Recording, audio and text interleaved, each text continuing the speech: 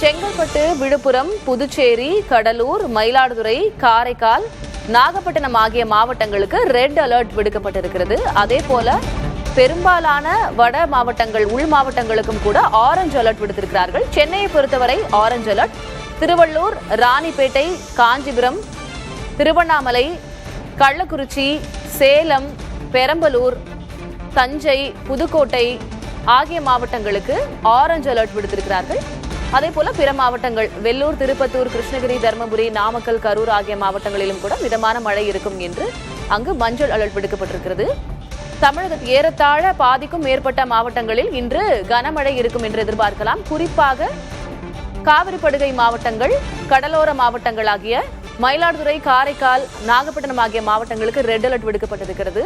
அதேபோல கடலூர், புதுச்சேரி, விழுப்புரம், செங்கல்பட்டு ஆகிய மாவட்டங்களுக்கும் ரெட் அலர்ட் விடுக்கப்பட்டிருக்கிறது.